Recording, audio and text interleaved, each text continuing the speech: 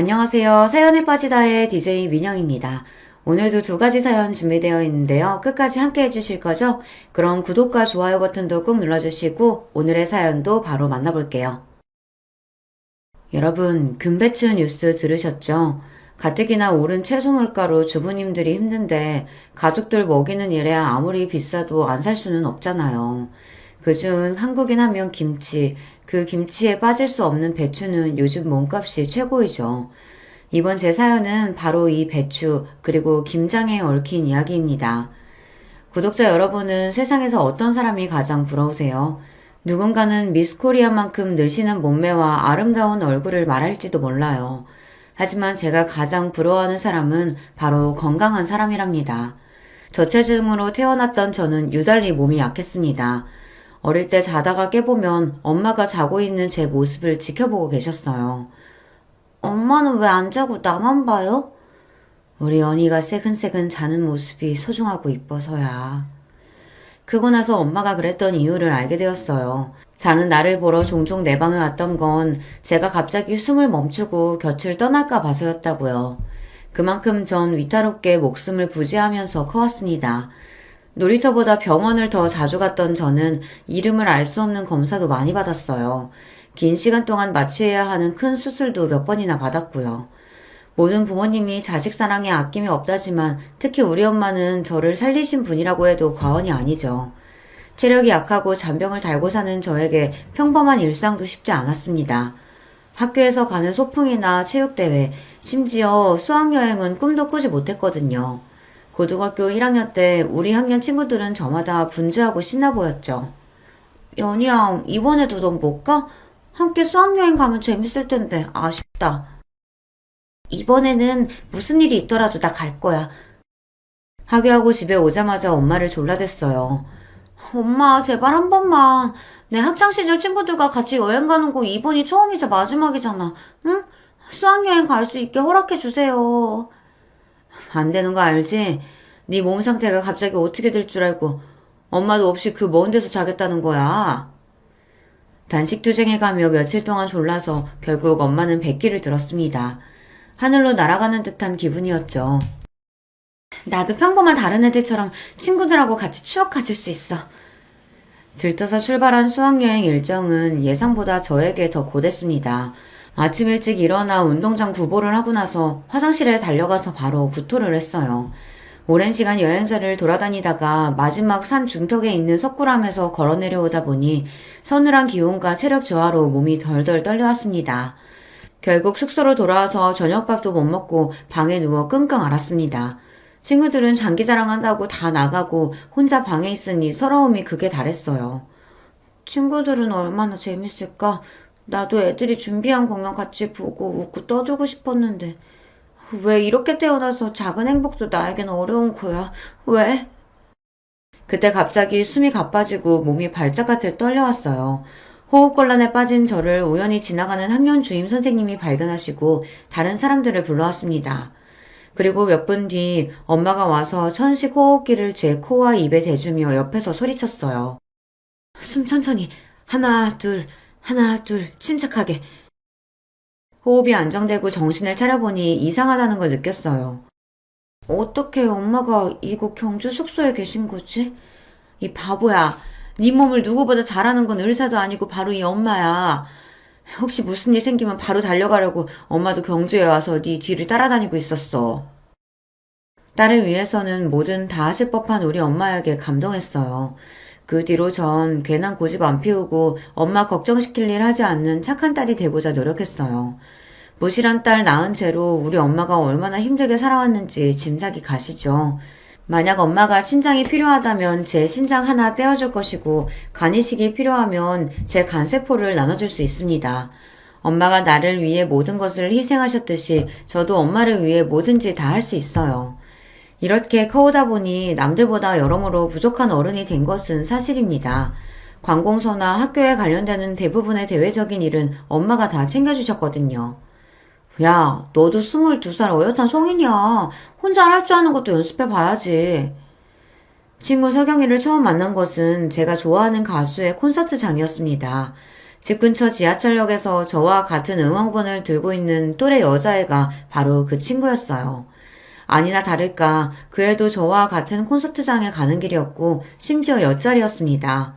같은 가수를 좋아하는 동갑 친구라는 공통점으로 우리는 그 누구보다 절친한 사이가 되었어요. 서경이는 탄탄한 체력을 가진 경찰대 학생이었어요. 외모나 풍기는 분위기가 영단판인 우리였지만 영혼의 단짝처럼 누구보다 서로를 아끼고 없으면 못 사는 사이였죠. 서경이는 몸이 약해 사회 경험이 미숙한 제가 발전할 수 있도록 책질질도 아끼지 않았습니다.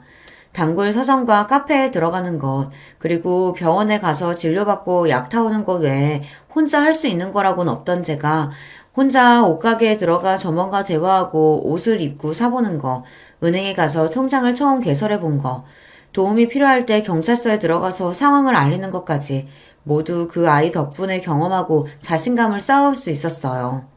서경이 넌 경찰 돼서 어엿한 사회인 되었는데 정말 좋겠다. 난 집에서 글 끄적이는 거 말고는 사회에 이바지한 것이 없네.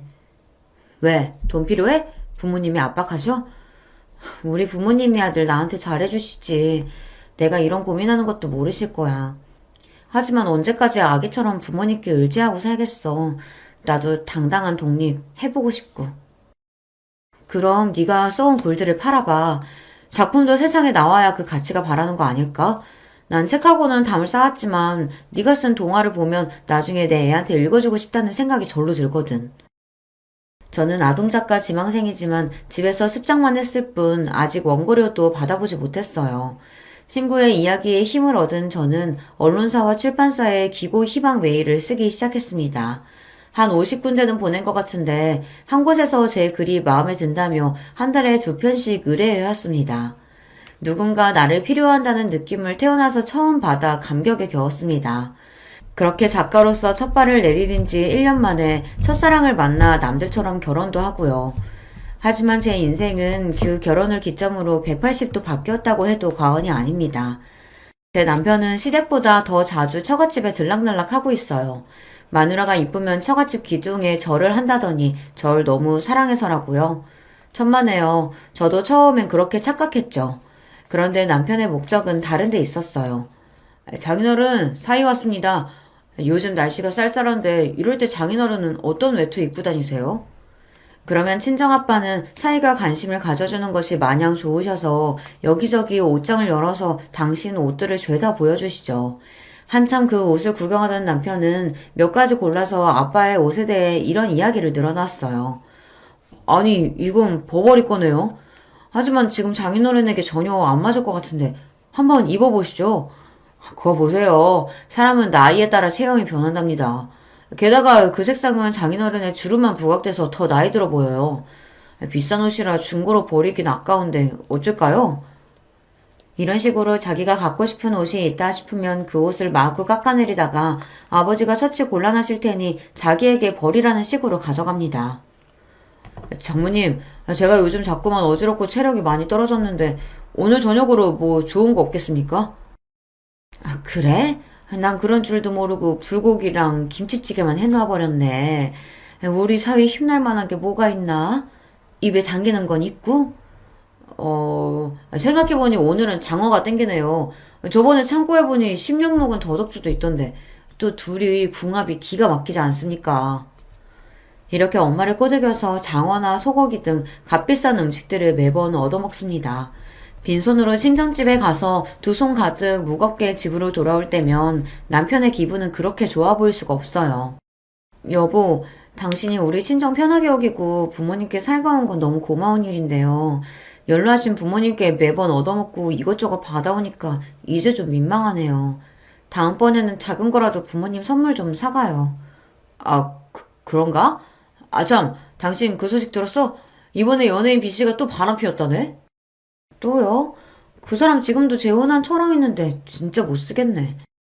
어찌나 능숙하게 말을 잘 돌리는지 저는 또 거기에 넘어가서 하던 말을 까먹곤 해요. 제가 좀 어리숙하긴 해도 바보는 아닌데 결혼 생활 5년차가 돼서 돌아보니 그렇더라고요. 친정집에서는 매번 좋은 것 받아오고 시댁 갈 때는 용돈이나 선물을 드리기만 하니까요. 게다가 우리 시모는 또 어떤 분인 줄 아세요?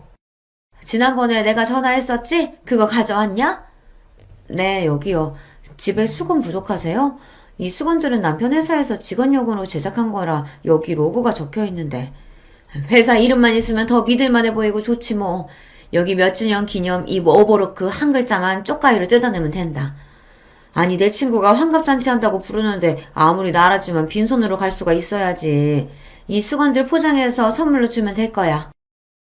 기념품 수건을 친구 선물로 한다니 정말 도가 지나치게 알뜰하신 분이죠. 아무리 그래도요. 환갑잔치면 좋은 곳에서 식사 대접받으실 텐데 수건 선물이라니 어머님 손이 좀 부끄럽지 않을까요? 어차피 수건 안 쓰는 사람이 어딨냐? 다 필요한 생필품을 그것도 새 것으로 주는 건데 뭐가 어때서? 공짜에 목숨 걸고 남의 경조사 챙기는 일에 지나치게 아껴서 주위로부터 인색하다는 얘기를 듣는 것이 남편이나 시모나 똑같습니다. 이런 사람들 사이에서 제가 하는 행동들 하나하나가 다 못마땅하다고 혼이 나요. 넌 우리 집 기둥 뿌리채 팔아먹으래다. 아들 얘기 들어보니까 매달 책 따위 사는 명목으로 10만 원이나 쓴다더구나. 집에서 살림만 하는 애가 뭐 그런 쓸데없는 데에 돈을 펑펑 써. 저 명색이 작가예요. 도서관에서 구할 수 없는 책들만 사는 거라 최대한 아끼고 있는걸요. 그리고 집에서 놀기만 하는 거 아니고요. 매달 100만 원 이상은 버는데 좀 알아주세요, 어머니. 그래? 그렇게 능력 있고 잘 버시는 며느님? 그럼 나 이번에 안마기 하나만 드려다오. 그렇게 결혼 생활을 하다 보니 저는 몸의 건강도 나빠지고 특히 불면증과 우울증이 찾아와 일상이 힘들었습니다. 예민한 신경 탓에 뜬 눈으로 밤을 지새우는 동안 그날 남편에게 들은 이야기, 시모에게 구박받은 일 등을 곱씹곤 해요. 남편은 제 속에 있는 얘기를 바로바로 꺼내놓으니 만사가 편한지 옆에서 들으렁 코까지 골면서 태평하게 잡니다. 나는 누구 때문에 잠도 못 드는데.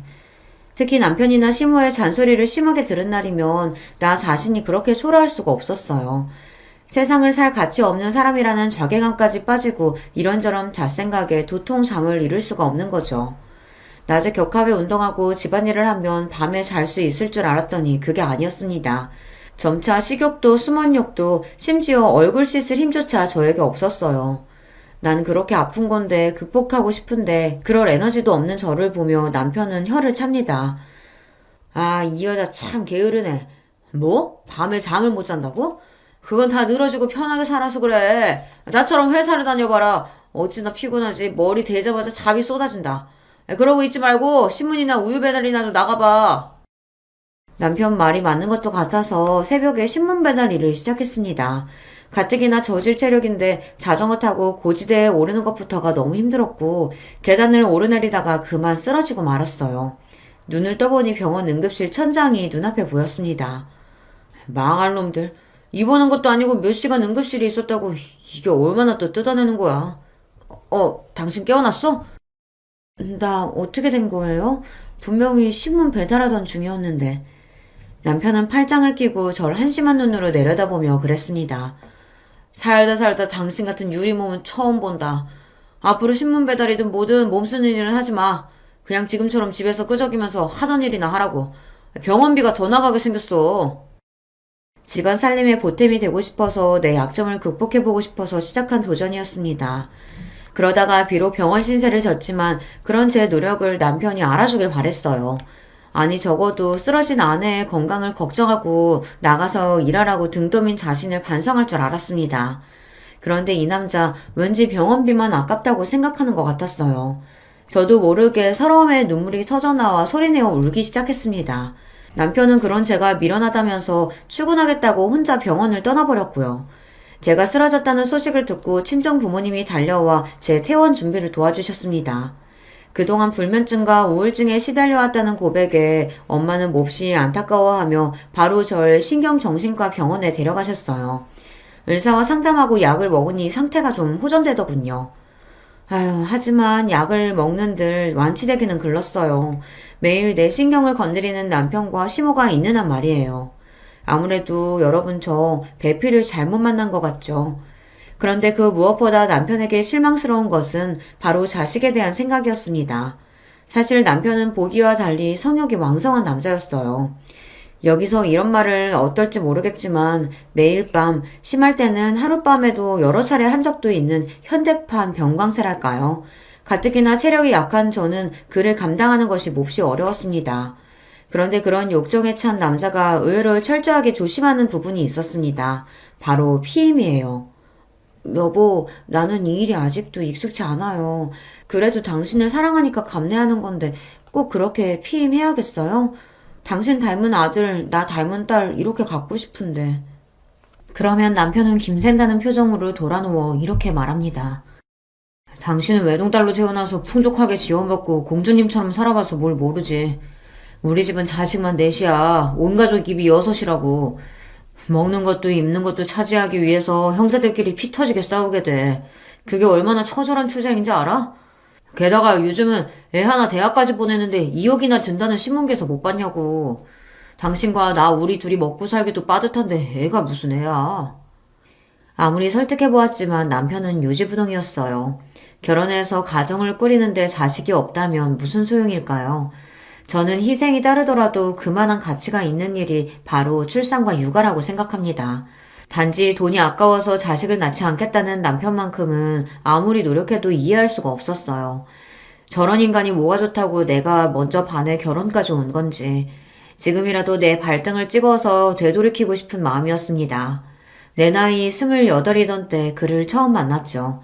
남편과의 첫 만남이 어떠했는 줄 아세요?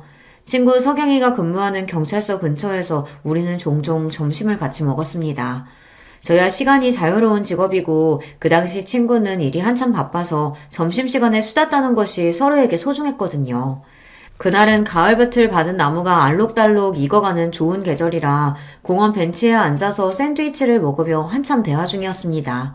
그때 제 앞을 가로막는 그림자가 보였고 바로 고개를 들어보았죠. 외모가 너무나 제 이상형에 가까운 한 남성이 저를 똑바로 쳐다보면서 뭐라고 이야기하는 것이었어요. 그의 뒤로 따사로운 햇빛이 쏟아지고 나지막한 그의 목소리가 감미로워 전 눈을 제대로 뜰 수도 없었습니다. 단숨에 그에게 반했던 저는 그 남자가 하는 이야기에 귀를 기울였죠. 저기요, 제가 지갑을 두고 와서 그러는데 버스비 한 2,000원만 빌려주실 수 있을까요? 나중에 꼭 살해하겠습니다. 남편의 첫 대사를 듣고 이 남자 참 찌질하다 싶으시죠? 그때 저는 뭐에 홀려도 단단히 홀렸나 봐요. 그 남자 말을 인형처럼 따랐지 뭐예요. 지갑에서 돈을 꺼내주니 남자는 고맙다며 제 연락처를 물어보았어요. 그러면 전 그 남자의 지시대로 제 연락처를 술술 불러주었고요. 달콤한 꿈이라도 꾼 듯 몽롱하던 저를 깨운 것은 옆에서 쭉 같이 있던 친구였습니다. 얘 좀 봐라. 야야, 너 눈깔이 왜 이래? 정신 좀 차려봐. 석영아. 아까 그 남자 꼭 가수 이석훈 닮지 않았니? 너무너무 멋있었어. 얘가 뭐래? 너 눈이 삐었냐? 어딜 봐서 우리 석훈 오빠가 그런 남자랑 닮았다고. 눈 두 개 안경 쓴 것만 그거 하나만 닮았네. 그 찌질한 놈이 너한테 돈 갚는다는 빌미로 만나자고 해도 너 절대 만나지 마. 알았어? 친구는 남자가 별로라며 콧방귀를 꼈지만 이미 저는 그에게 콩깍지가 씌었고 제 눈에서는 하트 레이저가 나왔습니다. 친구가 예상했던 대로 그날 저녁 그 남자에게서 카톡이 왔죠. 다음날 퇴근하고 만나자는 그의 제안에 가슴이 방망이질 쳤습니다. 다시 만난 그는 여전히 어제처럼 멋있었고 절 보자마자 커피 한 잔을 내밀었어요. 어제 빌린 버스비 대신에 커피로 샀어요. 괜찮죠? 그가 내민 것을 받아보니 편의점에서 파는 캔커피더군요. 생각과 달라 조금 당황했지만 그래도 소탈한 그의 모습이 좋았어요. 아니, 이미 친구에게 얘기했듯이 저는 사랑의 포로가 된 몸이니까 그가 무엇을 해도 멋져 보였습니다. 우리는 이런저런 서로에 대해 알아가는 대화를 했어요. 아버님이 공직자시고 거기에서 일하셨으면 사회적 지위도 높고 연봉도 높았겠네요. 지금은 월급이 얼마나 되시죠? 네? 제가 그런 부분은 관심이 없어서요. 부끄럽지만 아버지 연봉이나 그런 건 잘 몰라요. 그저 이 부족한 딸 하나 차고 넘치게 키워주실 만큼 넉넉한 편이긴 한 것 같아요. 외동딸이시라. 그렇군요. 전 연희 씨 그런 순수한 모습이 참 좋습니다. 어제 처음 봤을 때부터 당신한테 반해서 버스비 핑계로 말 걸었던 거 아마 다 눈치챘을 거예요. 괜한 느낌인지 몰라도 그날 이후 남편은 저에게 더 다정하게 대해주었습니다. 그런데 살면서 부부싸움 하다가 남편이 내뱉은 실언으로 로맨틱한 첫 만남 그 이면에 도사리고 있던 냉혹한 진실을 알게 되었어요. 야, 네가 얼굴이 예쁘기라냐? 또 가슴은 남자처럼 납작해가지고. 뭐 네가 대단히 예뻐서 내가 들이대는 줄 알아? 너희 아버지가 공직자에 재산도 좀 있어 보였는데 외동딸이라고 해서 그래서 널 아내로 삼아야겠다 싶은 마음에 연애 시작한 거야. 지가 뭐 여자로서 매력이 넘쳐서 가만히 있으면 알아서 남자가 꼬인다고 생각해왔다니. 순진한 건지 착각 속에 사는 건지 원. 다른 여자들처럼 애교 부리는 법이나 살림 잘하는 법, 하다못해 밤에 남자 만족시키는 법이라도 좀 연구해보라고. 분명히 똑똑히 기억합니다. 결혼 1년차 때 술에 잔뜩 취해 들어온 남편에게 잠자리를 거부하자 그는 이렇게 말하고는 입은 옷 그대로 거실 소파에 엎어져 잠들었어요. 남편의 말이 믿기지 않아서 그 말이 이미 제 가슴을 갈기갈기 찢어버렸기에 전 그날부터 잠을 잘 수가 없는 거예요. 어찌나 충격이 컸는지 지금 이날까지 그 말이 토시 하나 까먹지 않고 다 기억이 난다니까요. 그렇지만 하늘도 무심하죠. 저의 불면증과 우울증이 극심해지기 시작한 사건이 생겼습니다. 그 일은 바로 우리 친정집의 몰락이었어요. 그러다 친정아빠가 은퇴하시고 노후 대비로 모으신 재산을 관리하시던 분이 돈을 몽땅 들고 잠적해버렸거든요. 당장 다달이 나오는 공무원 연금으로 부모님 생활비와 병원비 모두를 감당하기에는 빠듯한 사정이 되었습니다. 한순간에 재산 대부분을 잃고만 아빠는 지병까지 악화되고 마셨어요. 늘 긍정적인 언어로 가족들에게 힘을 실어주셨던 엄마도 점차 지쳐가고 얼굴에 웃음을 잃으셨습니다. 전 곧바로 남편이나 다른 사람들에게 친정집의 불행을 알리지 못했습니다. 벙어리 냉가슴 앓듯 조용히 지내다 결국 남편에게 사실을 얘기하고 말았죠. 자기야, 베트남의 다낭이란 데가 진짜 좋다더라. 얼마 전 다녀온 이대리가 어찌나 자랑하던지 나도 곧 가겠다고 큰소리 뻥뻥 쳤어. 자기네 부모님 모시고 한번 가자. 자기가 말씀 좀 들어봐. 말이 모시고 다녀오는 거지 실제로 우리 친정 부모님께 그 비용 다 감당하고 우리도 데려가 주세요 하는 그 남편의 속내를 내가 모를 리가 없습니다. 미안한데 요즘 아버지 건강도 안 좋으셔서 어디 다니시지 못할 거야. 여행, 특히나 해외여행은 무리고. 에이, 그렇게 컨디션 안 좋을수록 바깥바람 쐬고 해야 더 좋아지시는 건데.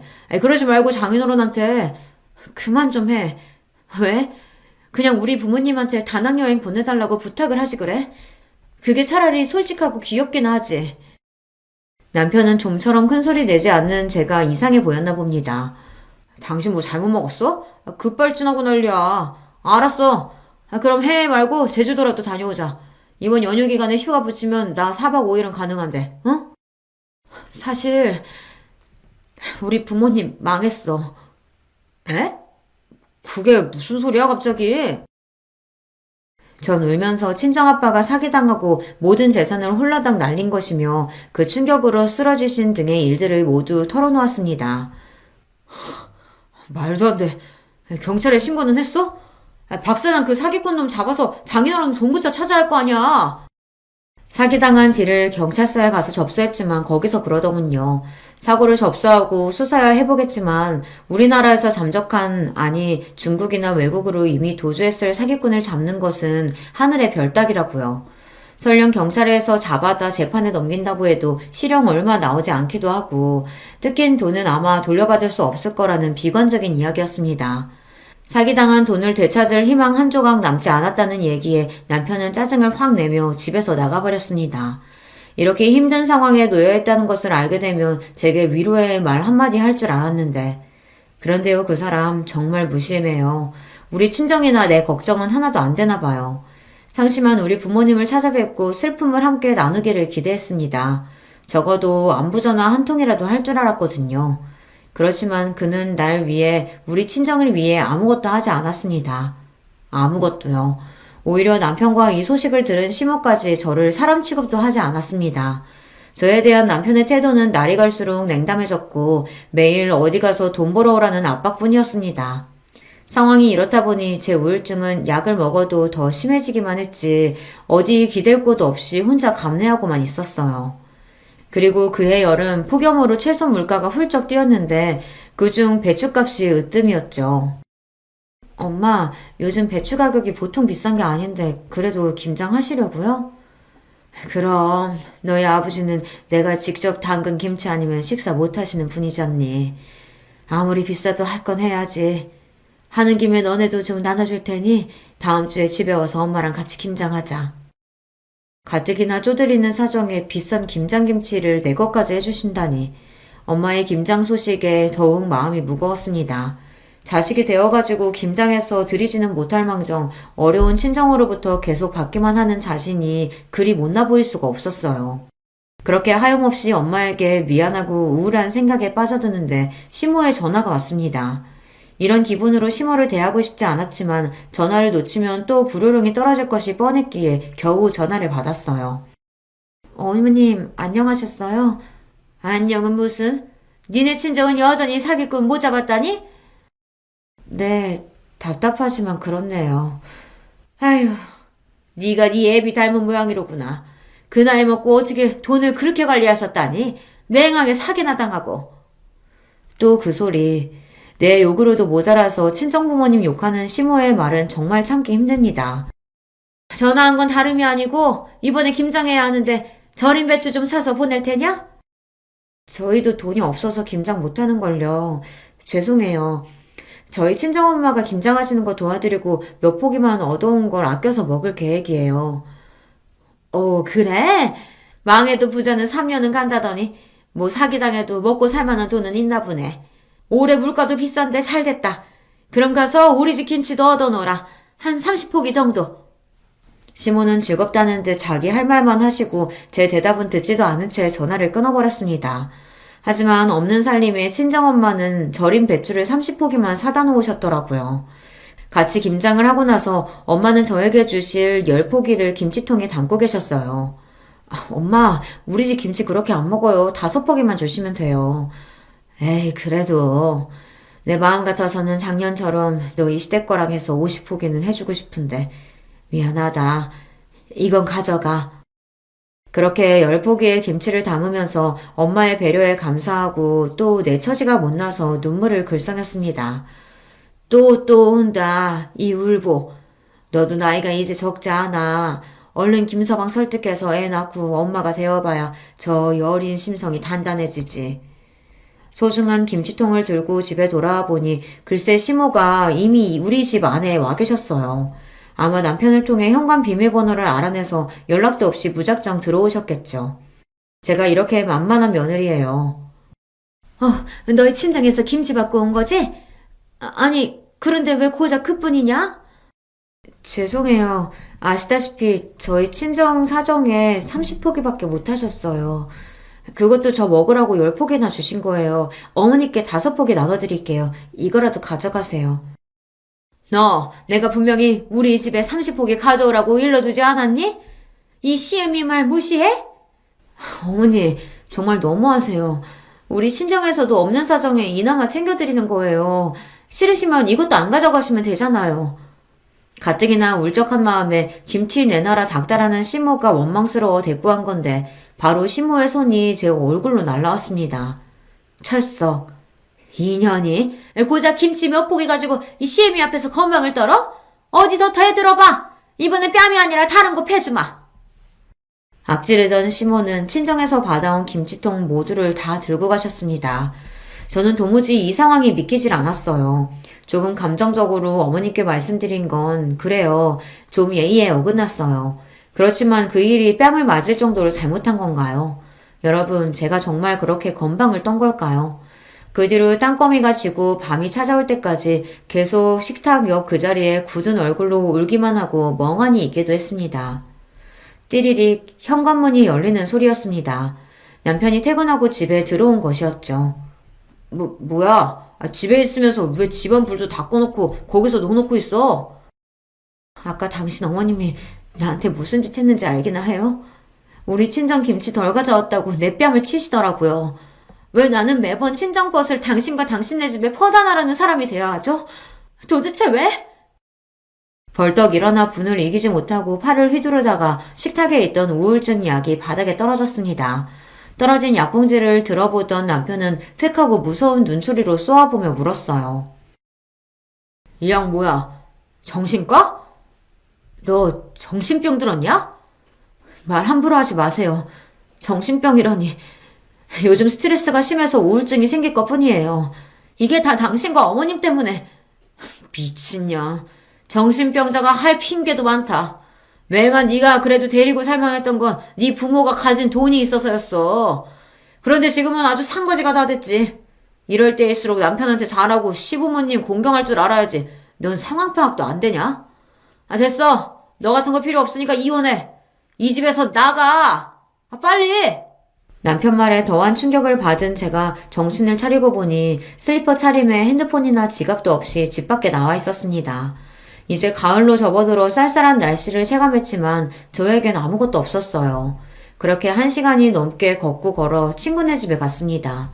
초췌해진 몰골이 된 절 보고 놀란 친구를 붙들고 밤이 새도록 그간의 일들을 그녀에게 이야기했어요. 제 이야기를 들은 친구는 마음 단단히 먹고 결단을 내리라고 조언했습니다. 얼마 동안 친구 집에 지내면서 고민하고 또 고민한 끝에 남편과 헤어지리라 결심했어요. 내 물건을 챙겨 나오기 위해 친구와 함께 집에 갔습니다. 집에는 남편과 시모가 식사 중이더군요. 결혼한 아들 집이 자기 별장이라도 되는 듯 내가 손수 만들어 놓은 반찬들을 꺼내 잡숫고 있는 모습이 꼴보기 싫었습니다. 여기는 우리 부부집이니까 어머님 마음대로 아무 때나 들어오지 말아주세요. 현관 비밀번호도 바꿀 거고요. 이 집은 내 아들 집이니까 내 마음대로 드나들 거야.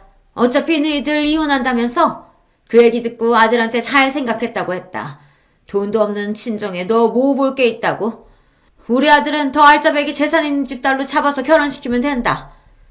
웃기는 할망구네. 당신 아들 나이도 40이 코앞이에요. 젊지도 않은 놈이 게다가 지가 잘생기기라도 했나? 쥐꼬리만한 월급 나오는 중소기업 다니는 남자가 꼴에 부잣집 딸? 내 친구가 순진하니까 그나마 결혼해준 거예요. 현실을 직시하시라고요. 니 깎게 뭔데 며느리 옆에 딱 붙어서 그 알량한 일을 놀려대냐? 나요? 며느리 친구고 서울 동작경찰서에 근무하는 한경희입니다. 얼마 전 당신 아들 경유차에서 배출가스 단속했는데 배출 허용 기준을 초과한 일로 경고장 보내도 아직 정비나 점검을 하지 않았더군요. 그래서 벌금 부과했으니 납부해야 할 거예요. 계속 안 내고 버티다가는 가산세 붙어서 몇백만 원까지 불어나고 급기야 당신들 소유의 부동산, 동산 다 압류 들어갈 거예요. 아 그게 바로 너 있냐? 내 차 몰래 단속해서 과태료 딱지 보낸 사람이? 웃기지 마. 누가 네 얘기 듣고 고분고분 따를 줄 알고? 내 피 같은 돈 절대로 한 푼도 못 빼내간다고. 오늘 당신 아버지 소유의 경유차도 점검하러 갈 예정인데 지금 그런 경찰관의 단속 지시에 따르지 않겠다는 얘기입니까? 그래! 어디서 굴러먹다가 온 기집애가 자기가 경찰이라고 구라를 치고 뭐 보아하니 며느리 사주받고 우리 겁박하러 온 모양인데 어린 판푼어치도 없는 소리. 네 뜻대로는 하나도 안 될걸? 내 남편 차 역시 손가락 하나 못 대게 할 거야. 계속 나불거리다가 봉변당하기 전에 어서 이 집에서 나가지 못해? 광분한 시모와 남편 때문에 급한 대로 제 집만 간소히 챙겨서 나와야 했습니다. 그리고 친구는 얼마 뒤 시부의 차 단속에 응하지 않고 공무집행 방해를 한 혐의로 200만 원의 과태료 딱지를 시댁에 또 보냈다고 했습니다. 그날 보니 네 남편이나 시모라는 사람들 정말 하나같이 형편없더라. 내 친구 팔자 망치는 인간들인데 내가 이걸로 끝낼 줄 알고? 지난번 과태료 미납한 내역들까지 싹싹 긁어 모아서 그 집 재산 압류하고 공매 처분 넘겨버릴 거야. 친구는 내 복수를 위해 시댁을 끝까지 추적해서 응징하겠다고 벼르고 있었습니다. 한다면 하는 친구니까 아마 그들은 계속 고통받을 것이 뻔해 보입니다. 10원 한 장도 아까워하는 이들이 과연 그 많은 벌금을 낼 때 어떤 표정일지 너무 궁금하고요. 그 상상만 해도 진짜 깨소금 맛인걸요. 그런데 얼마 뒤 서경이는 더 기쁜 소식을 안겨다 주었습니다. 연희야, 기쁜 소식이 있어. 내가 아까 강남경찰서에서 너희 사건 담당하던 형사님 연락받았는데 계좌 출금 시도하려던 사기꾼 그 박 사장 드디어 잡았대. 소식을 듣자마자 친정아빠와 저는 강남경찰서로 달려갔습니다. 그 사기꾼 잡았다면서요? 이제 우리 아버지의 돈 되찾을 수 있는 건가요? 네, 두 분 아주 운이 좋으시네요. 그놈이 마침 돈 세탁하고 해외로 도주하기 전에 잡을 수 있었고요. 취조 과정에서 그런 얘기를 하더군요. 다른 돈은 몰라도 여기 아버님 돈만은 돌려주고 싶다고요. 자기처럼 썩을 놈한테 인간적으로 잘해준 분이라 죄송하고 뭐 뵐 면목이 없다면서요. 정말 감사합니다. 모두 형사님 덕분이에요. 박 사장, 이놈아, 모질지도 못한 놈이 왜 그렇게밖에 살지 못했냐.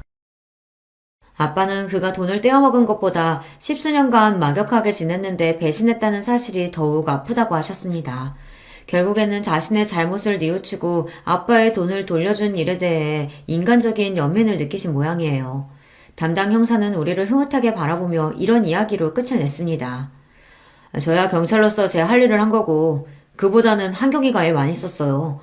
자기서 일도 아닌데 지능수사과 동기랑 공주에서 범인이 계좌인 칠 시도 기다렸다가 바로 급습한 것은 참 대단한 거죠. 아무튼 한경이에게 참 장하다고 말씀 전해주세요.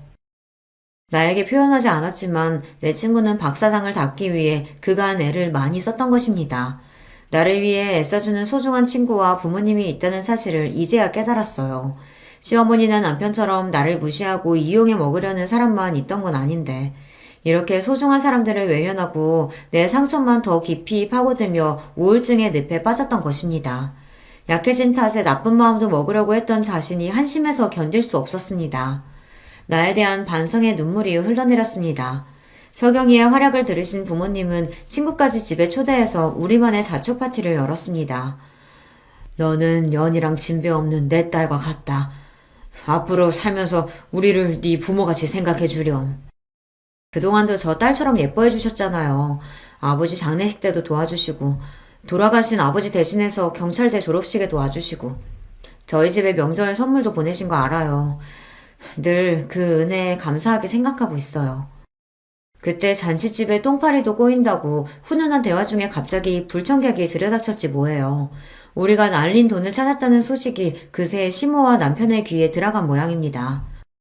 아이고 사돈, 정말이지 축하드립니다. 사기꾼 잡았다면서요? 그들의 방문으로 그 자리에 있던 모두의 얼굴이 굳어버렸지만 찾아온 손님이기도 하고 이혼하기 전 서류상은 가족이니 엄마는 그들을 집에 들이신 겁니다. 장인어른, 그럼 잃었던 돈은 다 찾으신 거예요? 그게 진짜 얼마나 되는 겁니까? 100억은 좋긴 넘지. 남편과 시모는 100억이라는 소리에 뒤로 넘어갈 듯 놀라워했습니다. 사돈이 부자인 줄은 알았지만 그 정도의 재력가이신 줄은 미처 몰랐습니다. 이제라도 돈 되찾았으니 얼마나 다행이에요. 저 역시 처음 듣는 소리에 놀라서 조용히 엄마의 귓가에 솟아였죠. 엄마, 우리 집에 재산이 그 정도였어요? 100억? 100억은 무슨... 그치만 너희 아버지가 뭐라고 말씀하시는지는 좀 지켜보자꾸나. 이후 벌어지는 시모와 남편의 말과 몸짓은 코미디 저리가라 할 정도로 우스꽝스러웠죠. 정말 저 사람들이 나를 무시했던 사람들과 동일 인물인가. 시모에게 뺨을 얻어맞은 일은 내 착각이 아닌가 싶을 정도로 갖은 가머니설과 아양을 떨어댔어요. 이렇게 좋은 날을 그냥 보낼 순 없죠. 제가 나가서 비싼 와인 좀 사올게요. 모두 함께 축배를 드시죠. 그 전에 말이지, 사위. 우리 정산할 것이 있지 않은가? 갑자기 아빠는 온화한 미소를 거두시고 안방에서 어떤 서류를 가지고 나와 남편과 시모에게 보여주셨습니다. 이것은... 하지만 장인어른, 이건 형식상 쓰자고 하지 않으셨습니까? 세상에 형식상이란 것은 없네. 경찰서나 재판장에 나아가 이 서류 제출하면 거기 쓰여져 있는 그대로 믿겠지. 안 그런가?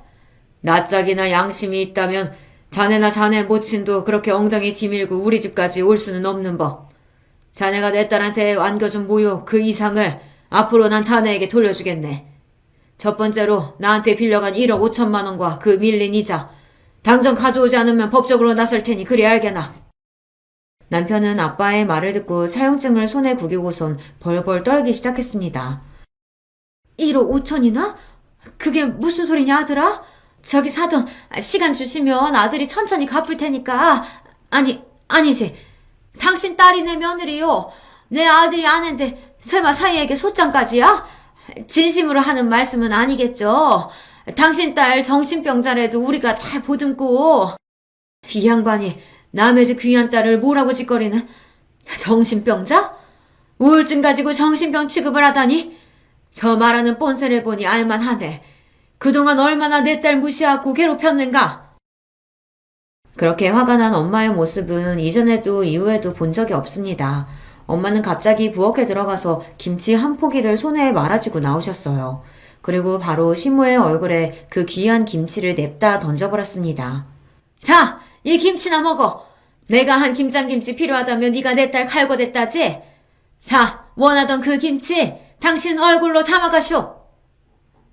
어떤 아침 드라마에서 장모가 사위의 뺨을 김치로 휘두르던데 그걸 먼저 봤다면 우리 엄마도 아마 시모의 얼굴을 그렇게 만들었을 거예요. 시모의 얼굴에서 김치 양념이 뚝뚝 떨어지고 당한 일에 충격받고 서있던 시모의 모습을 보니 알터니가 빠진 듯 시원했죠. 우리 부모님이나 저나 평소 평온하고 온화하게 언행을 하던 사람들인데 우리가 이렇게 세게 나올 줄은 아마 몰랐을 겁니다. 그 사람들 당황했지만 겁을 먹었는지 그 김치 구덩이 얼굴을 수습도 못한 채 내빼고 말았죠. 그 우스운 모습에 우리 가족은 모두 박장대소를 했습니다. 그런데 아버지, 그게 무슨 말씀이세요? 남편에게 차용증이라뇨. 돈 빌려주셨어요? 저 비열한 자식이 네 우울증을 빌미로 이혼하겠다고 날 찾아왔더구나. 정신병력으로 이혼 소송 걸면 당신 딸은 바로 이혼이 된다고. 그걸 무마하는 조건으로 1억 5천만 원 빌려달라며 뻔뻔하게 요구했지. 뭐 저런 돈벌레 같은 놈이 다 있어요? 자기 마누라를 팔아서 장인어른한테 돈을 뜯어냈다고요? 속으로는 크게 실망하고 분노했지만 딸 생각해서 일단 따라줄 수밖에 없었다. 하지만 혹시나 모른다는 마음에 형식적으로 차용증을 쓰자고 사위를 설득했지. 내일 변호사 만나서 그 차용증으로 할 수 있는 응징 방법 다 찾아낼 거다. 저 빌어먹을 놈의 자식, 물불 가리지 않고 내가 모든 수단 동원해서 끝장내버릴 테다. 모두에게 정말 죄송해요. 엄마, 아빠, 석영이까지 저 아니면 저렇게 나쁜 사람들에게 이런 꼴까지는 안 당하고 사셨을 텐데 이게 다 제가 못나서예요. 진심으로 모든 가족에게 미안했습니다. 우리는 모두 함께 한마음으로 펑펑 울었어요. 저는 결심했습니다. 내가 사랑하는 사람들을 위해서 그들을 지켜내기 위해서 더 강하고 현명해져야 한다고요. 의지를 다지고자 다음날 새벽 5시에 일어나서 동네를 한 바퀴 뛰고 걸었습니다. 체력이 약하다는 이유로 운동도 하지 않았던 제 약한 몸뚱아리는 최악이었어요. 약 3km의 거리, 남들은 3, 40분이면 한 번에 갈 거리를 전 몇 번이고 주저앉아 숨을 헐떡대고 다시 일어나 걷고 또 걸어야 했으니까요. 무려 1시간 반 동안 운동하고 온 저는 집에 들어와 탈진한 듯 쓰러진 뒤 미친 듯이 밥을 먹었습니다. 엄마는 제가 이렇게 먹성 좋게 잘 먹는 모습을 처음 봤다며 대견해 하셨어요. 그날 이후로 전 하루도 거르지 않고 새벽 운동을 나가고 있습니다. 그리고 식사 뒤 바로 책상에 앉아서 해가 질 때까지 글을 씁니다. 이렇게 쓰고 또 쓰다 보면 언젠가는 세상에 내놓을 괜찮은 글이 나올 거라고 믿음을 갖고 말이죠. 한 걸음 한 걸음 저는 더 성장하고 강해지려고 매일 노력하고 있습니다. 그런데 도망갔던 남편과 시모는 뭐하고 있냐고요? 아빠의 변호사는 대여금 반환 선고 소송을 진행하고 계세요. 아빠 변호사 말로는 한 번도 이자나 원금조차 갚지 않았던 사실이 불리하게 작용해 바로 법원에서 지급 명령이 떨어질 거래요. 그리고 그 재산을 어디에 숨기고 은닉할까 미리 재산을 압류를 걸기도 했대요. 우리가 살던 집은 이혼소송의 재산 분할 대상이니 아마 남편과 공동명의로 되어 있는 시댁 아파트가 그 압류 대상일 거라고요. 거기에다가 경찰서에서 부과한 가태료까지 내야 하는 등 남편과 시댁은 참으로 곤궁한 상황에 처해 있었죠. 이 상황을 극복할 방법은 아마 저를 다시 제 편으로 하는 것뿐이라는 계산이 섰던지 남편은 자꾸 저에게 애정을 갈구하고 다시 합치자면서 찾아와 설득했어요. 우리 다시 잘해볼 수 있잖아, 어? 당신은 착하고 나 많이 좋아하니까 우린 잘 살 수 있어. 내가 잘할게. 그러니까 장인어른께 압력 풀고 천천히 갚을 수 있게 말씀 좀 드려봐. 어쩌다가 그런 큰돈을 나도 모르게 아빠한테 빌린 거죠? 회사에서 상사랑 다투고 더러워서 회사 그만두고 싶은 와중에 좋은 주식이 있다고 들어서 거기에 투자한답시고 내가 미쳤지. 그 투자는 망한 거네요. 마이너스 80% 났어. 남은 거 처분하고 회복해보려고 가상화폐 넣었는데 그것까지 휴지 조각이 되어버렸어. 남의 피 같은 돈은 어떻게 해서든 뜯어내고 양심 버려가며 돈을 그렇게나 모으더니 그 끝이 결국 이런 거예요. 남편은 제 말에 전곡을 찔렸는지 아무 말도 못하고 고개를 푹 숙였죠. 그 사람들이 얼마나 자린고 위에 돈을 집착하는 사람인지 아시죠? 남편의 속이 얼마나 썩어 들어갈지 설명하지 않아도 알 것만 같았죠. 하지만 이제 그도 그의 집안도 나와 상관없는 사람들일 뿐입니다. 당신과 결혼하고 5년의 세월은 내 인생 가장 힘든 시간이었어요. 처음엔 그게 다 당신과 시어머니 때문이라고 탓했는데 이젠 깨달았죠. 내가 원하는 삶을 살려면 나 스스로 강하고 현명해져야 한다는 걸요. 그렇기 때문에 이제 알아요. 당신이 그렇게 괜찮은 사람이 아니라는 것쯤은. 끝나는 마당에 솔직히 말할까요? 당신의 얼굴도 꽝이고 남자로서는 더 꽝이었어요. 밤일 횟수가 많으면 뭐해요? 한 번도 만족시켜주지 못하고선. 그러니까 구차하게 매달리지 말고 우리 산뜻하게 헤어지자. 어때요? 늘 날 얕잡아 보던 남편의 그런 표정은 처음 봤습니다. 이 사람이 이런 사람이었던가 진심으로 저에게 놀라는 눈치였어요. 내가 받았던 상처를 그에게 고스란히 돌려주고 나오니 뿌듯했습니다. 네, 그렇게 저는 남편과 이혼을 마무리했고 지금 혼자 살고 있어요. 사랑하는 부모님과 따로 살기로 한 것도 다 제가 홀로 서기 위한 연습이고요. 이혼 소송 결과 살던 집은 반으로 나누어 갖게 되었는데 재산 분할에 목숨을 걸었던 전 남편은 그 결과에 크게 실망하더군요. 시모는 계속해서 친정집에 찾아와서 아들의 빚을 탕감해달라며 읍소하고 했는데 이조차도 경찰에 신고해서 이제 집에 얼씬도 못하고 있습니다. 누구보다 돈을 사랑했던 남편과 시모는 그렇게 두려워하던 경제적 궁핍, 가난의 길로 들어선 것 같아요. 제가 할 수 있는 가장 큰 복수를 하고 나니 전 남편에 대한 미움도 미련도 없이 새 인생 시작할 수 있게 되었죠. 이렇게 제 사연을 풀어놓았는데요. 어떻게 들으셨는지요? 올해 역시 금배추의 김장 물가 뉴스를 들으니 지옥 같은 예전 결혼 생활이 떠올라 이렇게 제 이야기를 쓰게 되었네요. 기회가 된다면 실력을 갈고 닦아 더 재밌고 감동적인 이야기로 또 찾아뵐게요. 그럼 저는 여기서 인사드리겠습니다. 여러분 행복한 하루 보내세요. 안녕하세요. 저는 경기도 하남에 살고 있는 40대 남자입니다. 제 한풀이를 좀 하고 싶어서 저도 용기 내어 사연을 보내봅니다. 가족들에게 말하고 싶지만 다들 상처만 받고 너무 괴로워질 것 같아서요. 저는 2016년도에 결혼했고 딸아이가 하나 있는데요. 아내와는 친구의 소개로 만나서 연애를 짧게 한 뒤에 이어지게 되었네요. 어떤 부분건 그러겠지만 연애하던 시절에는 서로 마음이 잘 맞았어요. 소위 콩깍지가 씌었던 것 같아요. 그런데 결혼할 무렵부터 둘이 싸우게 되었고 그건 결혼하고 나서도 쭉 이어지게 되었어요. 당시에 주변에서는 대부분 신혼에 많이 싸운다길래 그런 줄 알았는데 아내의 불만은 가벼운 사항이 아니었어요. 오빠, 나는 이해가 안 가.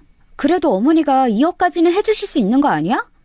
그렇게 어거지로 계속 밀어내시면서 안 된다고 그러시고 나중에 애기 낳으면 더 큰 집으로 해주신다는 거 이거 말이 돼?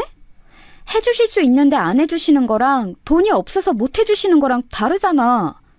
아무리 내가 많이 해온 게 없다고 하지만 너무 무시하시는 것 같아. 어머니 말투도 너무 사나우시고. 아내는 이렇게 툭하면 저에게 불만을 털어놓았고 여기 나온 내용 그대로 우리 어머니와 사이가 안 좋았답니다. 결혼할 때 저희 어머니가 하신 말씀이 그리 상처가 됐다나요? 어머니는 아직까지도 이때의 판단을 후회하시긴 하지만 전 잘 모르겠네요. 일단 니네 둘이서 신혼으로 시작하는 거니까 너무 큰 평수에 살 필요는 없잖아. 형편대로 시작하는 게 좋을 거야. 네 형은 애도 있고 하니 그쪽 집 늘려주느라 돈이 많이 들어가더라. 20평대가 둘이 살기 그렇게 좁지 않으니까 그렇게 차차 늘려가봐. 나중에 애기 낳으면 그때 가서 더 넓혀도 되니까. 어머니의 이 말씀이 뭐가 그렇게 불만인지 저는 이해가 잘 안 돼요. 아내는 연신 화가 나서 그때부터 표정이 나빴고 그전엔 우리 어머니에게 그렇게 팔짱 끼고 매달리더니 태도가 바뀌었어요. 신혼집에 어머니가 어쩌다가 한번 오셨을 때 그렇게 짜증스럽게 굴더라고요. 어머니가 집에 가시면서 저한테 불편하다고 하실 정도로요. 예, 정훈아. 쟤는 왜 이렇게 화가 나 있니? 니들 먹으라고 반찬 갖다 주는 것도 이렇게 눈치를 봐야 하니? 오늘 너무 불편해서 먼저 가는데 니들 사이에 끼기는 싫지만 참 기분이 별로구나. 이런 말씀 하시면서 더운 날 땀 뻘뻘 흘리고 가시고 아내는 배웅하는 제 뒷모습마저 꼴보기 싫었는지 마구 짜증을 내는 거예요. 어머니는 왜 연락도 없이 오셔? 이렇게 갑자기 들이닥치시는 게 말이 되냐고. 내가 언제 반찬 해달래서 뭐라고 했어. 집에서 요가하고 있는데 갑자기 오셔서 얼마나 배를 눌러대시는지. 오빠가 마침 왔으니까 다행이지. 안 그러면 나 혼자 엄청 욕먹을 뻔했잖아. 이런 말을 가운데서 듣고 있으려니 중간에 정말 머리가 터질 것 같았어요. 솔직히 아내는 저랑 결혼할 때 혼수도 1,000만 원만 가져왔고 우리 집을 얻을 때에는 대출과 제가 가진 돈 그리고 어머니가 주신 1억까지 합쳐서 얻은 거예요. 역 근처에 투룸 빌라를 얻기가 쉽지 않았지만 그래도 구했고 어찌어찌 주변 형들이나 우리 형들로부터 도움을 받아 리모델링도 깔끔히 해서 들어왔는데요. 아내는 그 꼴도 마음에 안 든다는 거예요. 친구들한테 보여주기 부끄럽다나요? 아니, 나도 잘한 거 없고 얼마 안 가져오긴 했지만 오빠도 알다시피 나도 직장 다니면서 일이 많았단 말이야. 그래서 돈을 얼마 못 모은 것뿐이야.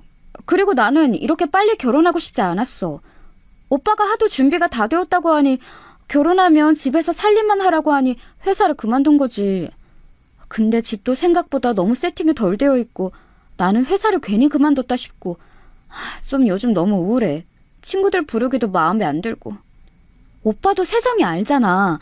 걔 개포동에 장미 아파트 들어갔어. 나 너무 짜증나서 집들이 안 가고 SNS로 봤는데 좋게 35평대는 돼 보이더라. 걔도 시부모님이 해주신 집이야. 이러면서 비교를 하는데 우리는 정말 하루가 멀다 하고 싸웠어요. 그러더니 아내는 시간이 좀 지나 급 태세를 바꾸더니 아기를 얼른 갖고 싶다고 하더군요.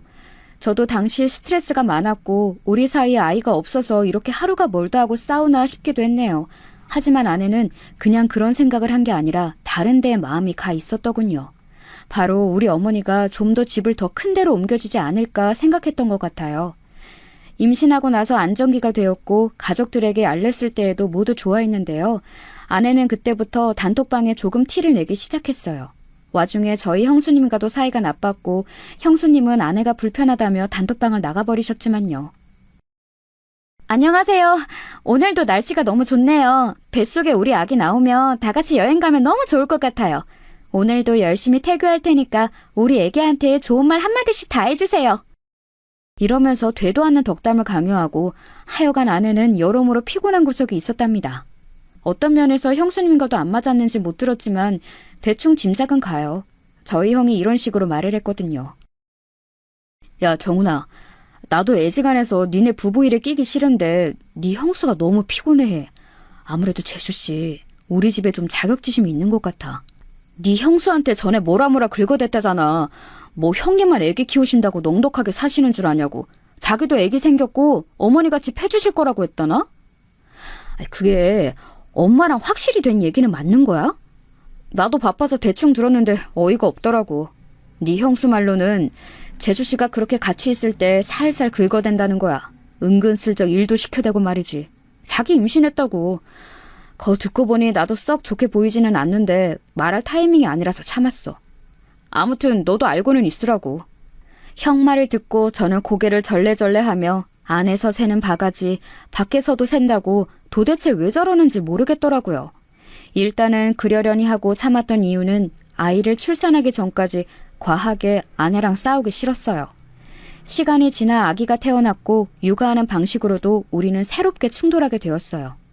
신생아 시절에는 우리 어머니가 와서 몇 번 봐주셨는데 아내는 아예 몇 번 어머니께 맡기고 반나절 넘게 안 돌아오기도 하고 무턱대고 어머니 댁에 아기를 놓고 가기도 하는 등 멋대로였답니다. 그러면서도 집이 좁다고 계속 어머니께 불평을 했었나 봐요. 저한테도 말할 정도니 오죽했겠나요? 오빠, 지금 애기 장난감이랑 침대랑 잔뜩 있는데 좁아 터지겠어. 어머니도 오실 때마다 보고 뭐 느끼시는 거 없나? 이제 슬슬 새로 집 알아보실 때 된 것 같은데. 왜 멀쩡 말씀을 안 하셔? 나 계속 이렇게 기다리기 힘들어. 여기서 전 폭발했고 뭘 그렇게 요구하는 게 맞냐며 대차게 싸웠어요. 유미야, 어머니가 뭘 그렇게 너한테 빚진 거 마냥 해주셔야 돼? 너는 어머니가 이 집에 1억 주신 것도 감사한 게 없어? 그럼 너가 갖고 왔으면 됐잖아. 왜 너가 돈이 없었던 건 사정이 있는 거고 우리 어머니가 못 대주시는 건 그렇게 화가 나는 일이야?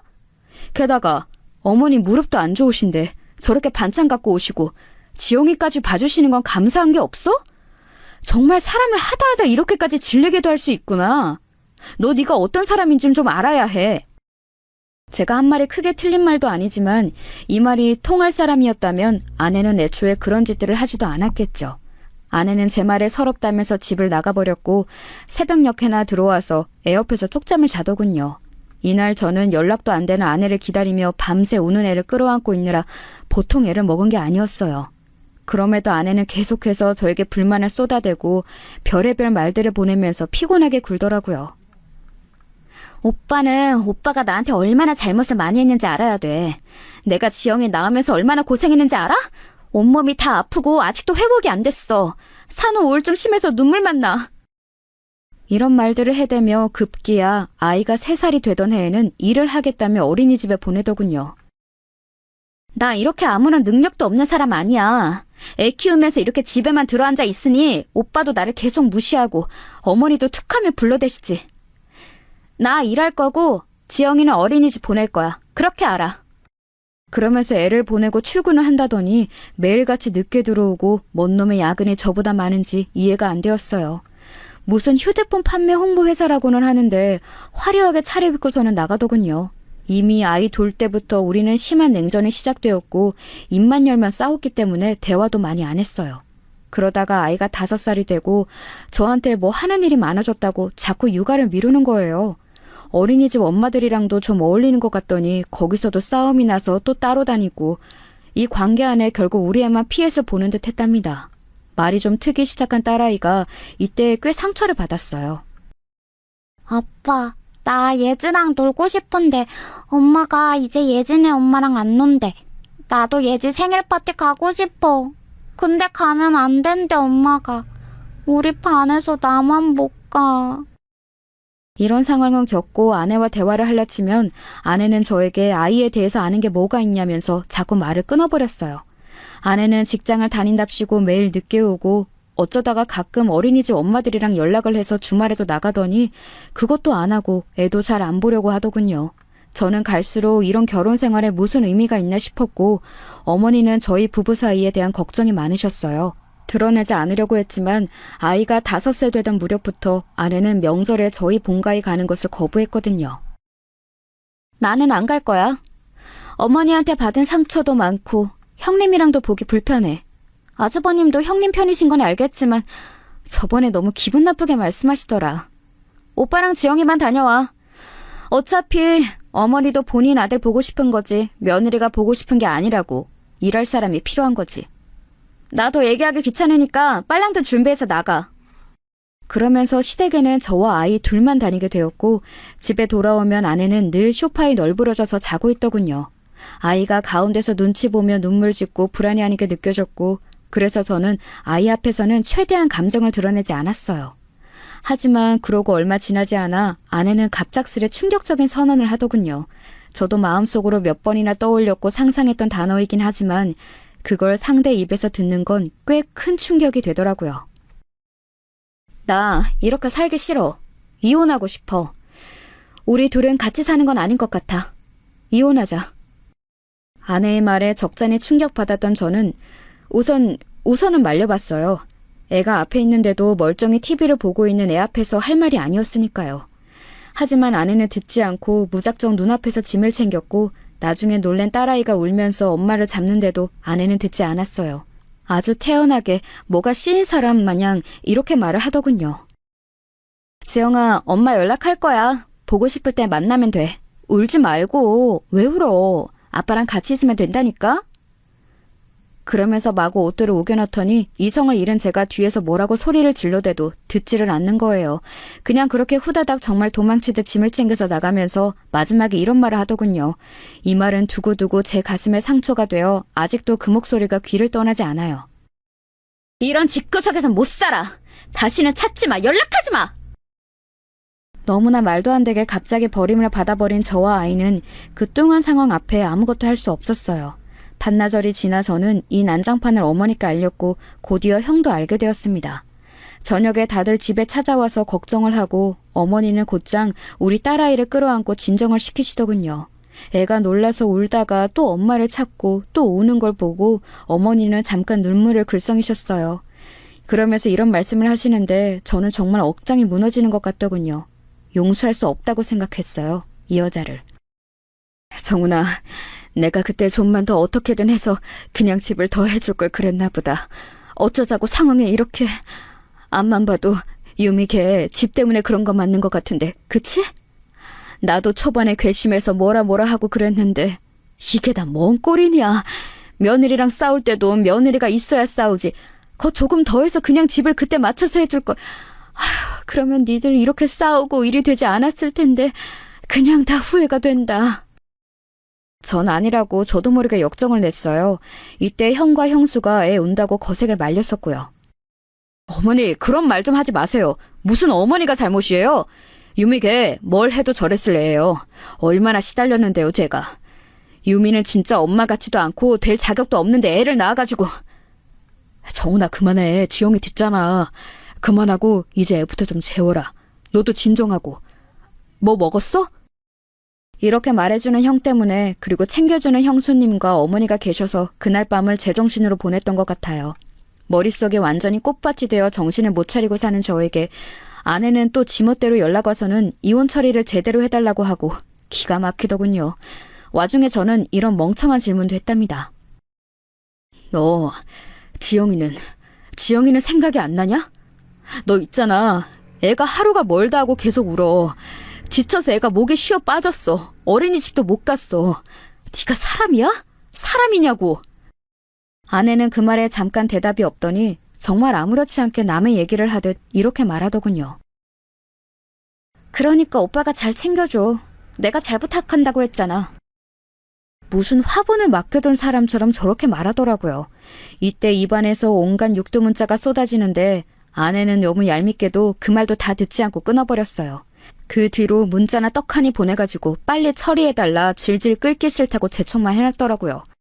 누구 맘대로 이혼을 해주냐, 누구 좋으라고 이혼을 해주냐는 제 친구들의 반응도 있었지만 저는 이제 아내의 핸드폰 번호가 뜨고 문자가 오는 것만으로도 미칠 지경이었어요.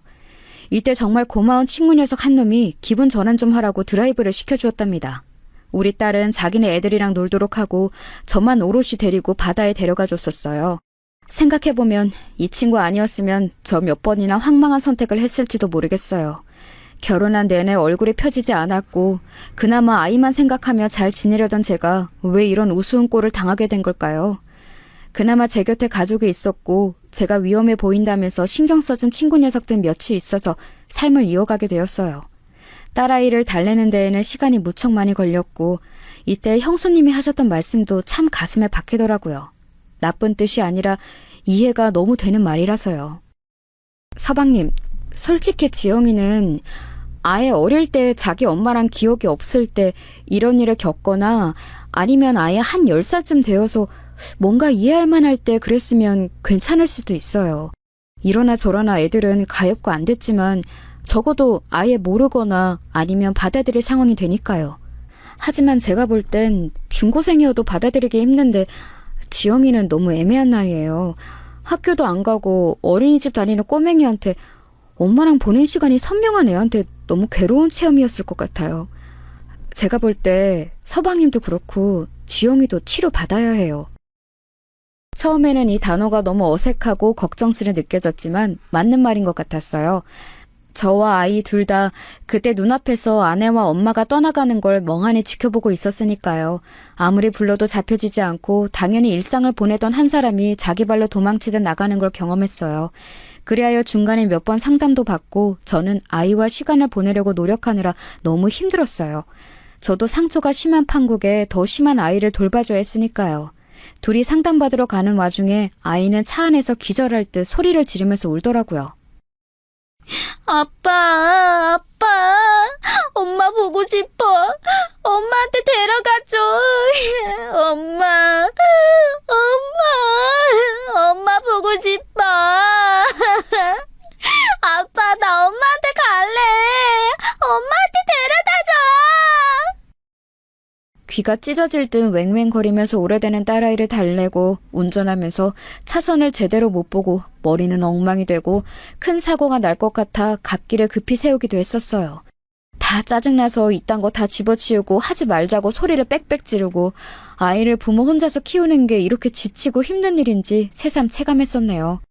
이후로 아이 머리 묶이는 것도 잘 못하니 이걸로도 딸아이랑 부딪히고 아이 어린이집에는 대충 사정을 말하고 양해를 구하게 되었어요. 원장님도 처음에 놀라시더니 그래도 여러 부분에서 협조하시겠다고 하더군요. 아버님 상심이 크시겠어요. 지영이가 어린이집 있는 동안에는 저희가 잘 케어할게요. 그럼 어머니 연락처는 삭제하고 모든 상황에 대해 아버님이랑 할머님 쪽으로 연락을 드려야겠네요. 이래하여 필요해서 오픈을 했는데 딱히 원장님이 말하신 건 아니지만 어린이집 등하원을 하는 중 엄마들이 수근수근 되더라고요. 어머, 지영이 아빠신가? 요즘 지영이 엄마 왜 이렇게 안 보여요? 아, 맞다. 카톡 사진 보니까 어디 해외 여행 간 것 같던데. 괌인가? 근데 다 같이 간 거 아니었어요? 그러자 옆에 있는 애엄마가 또 이렇게 말하는데 참 난감했어요. 아니야. SNS 보니까 좀 전에도 괌이라고 올라왔던데? 그럼 회사 출장을 간 건가? 아무튼 지영이 아버님 되게 자상하시다. 부인 해외여행도 보내주시고 애도 봐주시고. 우리 남편은 절대 그런 거 꿈도 꾸지 말라고 하거든요. 내가 결혼을 잘못했지. 결혼을 잘못한 건 저다. 괌이건 캐나다건 미국을 갔건 나랑은 모르는 사실이라고 말하고 싶지만 말할 수 없었죠. 제가 가장 괴로웠던 건 아내와 나름 연결고리가 있는 분들 때문에 자꾸 쓸데없는 내용들이 들려온다는 거예요. 이때 어린이집을 옮기기엔 저희 본가와도 가깝고 아주 힘들게 들어갔던 곳이라 엄두가 안 나더라고요. 하지만 급기야 이런 소식을 듣고 나니 진지하게 고민을 하게 되었답니다. 비가 억수로 쏟아지던 날 유독 말 많고 남의 일에 관심 많아 보이는 한 애엄마가 저를 붙잡더군요. 어머, 지영이 아버님, 저 그 사실 몰랐잖아요. 저번에 눈치 없이 말씀드려서 너무 죄송해요. 아유, 혼자 지영이 케어하시느라 얼마나 힘드시겠어요. 네? 무슨 말씀이신지 저 바빠서 이만. 아이, 왜 그러세요? 더 죄송하게. 저기 다 알게 됐어요. 지영이 엄마랑 이혼하셨다면서요. 아유, 저도 모르고 있었는데 딴 엄마 말로 재혼해서 산다는 것 같더라고요. 그거 보고 우리 기겁했잖아요. 이혼한 것도 몰랐는데 대뜸 재혼이라고? 이러면서. 그때 지영이 아빠 앞에서 이래저래 아는 척한 게 너무 죄송한 거 있죠? 너무 민망하고 그래서 제가 대표로 사과하는 거예요. 우리 애들은 똑같이 지영이랑 놀고 할 거니까 마음 놓으세요. 아빠 혼자서 너무 고생이 많으시겠어요. 이때 정말 너무 불필요한 얘기들이 귀에 흘려들어오니 미치겠더라고요. 재혼이라니요. 이혼한 지 뭘 얼마나 됐다고 동네방에 떠들고 다닌 건지. 그새 언놈이랑 무슨 놈의 재혼을 했다는 걸까요? 이혼한 뒤에 인생은 각자 가는 거라지만 적어도 제 귀에 들려온 이상 신경이 안 쓰일 수 있나요? 빗방울이 계속 쌓이는데 그 엄마는 자기 마음만 편하려고 계속 쓸데없는 정보를 쏟아내면서 사과 아닌 사과를 하더군요. 안 그래도 며칠 전 지나가다가 저 역 앞에서 봤는데 뭐 멀리서 살지 않고 저 아파트에 사는 것 같더라고요. 거기가 도로 하나 차이로 구가 달라지잖아요. 자기 딴엔 뭐 먼 데 가서 살겠다고 하다가 잘 안 됐는지 아니면 엄연히 구가 다르니 다른 동네라고 생각하는지는 몰라도요. 응? 어머머머. 잊어보니 지영 아빠 모르고 있었던 것 같은데 제가 괜히 말했나 봐요. 근데 어차피 뭐 그 동네나 이 동네나 걷다 보면 마주칠 거 아니에요. 저도 마주칠 정도면 볼 수도 있으니까 미리 알아두는 게 낫죠. 아무튼 상황이 그렇네요. 지영이 아빠 힘내세요. 요즘 이혼이 흠도 아니고 다들 한 집 건너 사정이 그렇잖아요. 응? 그럼 가볼게요. 이렇게 사라진 애엄마 뒷모습을 보며 저는 제 차까지 걸어가는 그 시간이 너무 길게 느껴지더군요. 나는 아직도 마음을 추스리지 못하고 분노에 뒤싸여 살고 있는데 번듯하게 재혼을 했다니요. 참 팔자 대단하다는 생각밖에 들지 않았어요. 어머니께 이 말씀을 드리자니 알아놓으실 것 같고 형한테만 얘기를 했답니다. 당연히 형은 불같이 화를 냈어요. 야, 보통 미친 게 아니다 진짜. 너 제주스랑 헤어진 거 1000번 만번 잘한 거 맞아. 근데 정말 사이코도 아니고 아니면 어지간히 사람을 무시하는 건지 그게 뭐 하는 짓이래? 왜 이 근방에서 사는데? 자기 딸이랑 전 남편 마주칠 생각은 못하는 거야? 나 진짜 내가 마주치면 가만 안 놔둘 거야. 아주 기싸대기를 날릴 거니까 너 그렇게 알아. 딴 사람은 몰라도 나랑 마주치면 곱게 안 보내. 형의 심정이 100번 이해는 가지만 진짜 한편으론 불곰 같은 성격인 형과 제 아내가 마주치게라도 될까봐 걱정이 되더라고요. 맘 같아서 저라고 더한 짓을 못할까요? 법이 그렇고 상황이 복잡하니 그따위 짓을 해봤자 손해되는 건 우리니까요. 그냥 참고 속을 삭히고 있는 와중에 아내는 아예 애가 보내는 문자도 답을 안 해주더라고요. 자기 새살림을 차려서 그런지 모르겠지만 전에는 어린이날에 한 번 만나러 나오기도 했었어요. 근데 보지도 않겠다고 하고 양육비 얘기도 서로 대화가 안 되고 그냥 완전히 다 덜어내고 싶어 하는 것 같더군요. 이 부분을 애한테 이해시키는 건 참 죽을 맛이었어요. 엄마가 일이 있어서 연락이 잘 안 되는 것 같아. 멀리 공부하러 가서 한동안은 전화하고 만나기 힘들대. 그래서 답장을 못 하는 거야.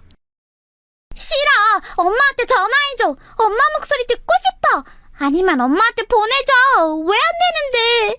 나 아빠 말 잘 들었잖아. 엄마랑 또 만나고 싶어. 엄마가 다음에 또 보자고 했단 말이야. 전화라도 해줘. 이렇게 떼를 쓰고 들어누는 딸아이는 이럴 행동을 할 연령대가 이제 아님에도 저에게 무제한으로 난동을 부렸어요. 더 애기 같아지고 버릇없게 굴고 어린이집에서도 돌연 울고 친구를 때리기도 하는 등 불안한 행동을 하더군요. 전화 받는 날이 늘어나고 상담이나 치료 같은 걸 다른 쪽으로 해보는 게 어떻겠냐는 말을 듣는데 저도 순간적으로 머리를 감싸쥐고 이런 말을 하게 되더군요. 선생님, 저도 모르겠네요. 어떻게 하면 될까요? 누가 좀 이렇게 하라고 확 정해주면 좋겠어요.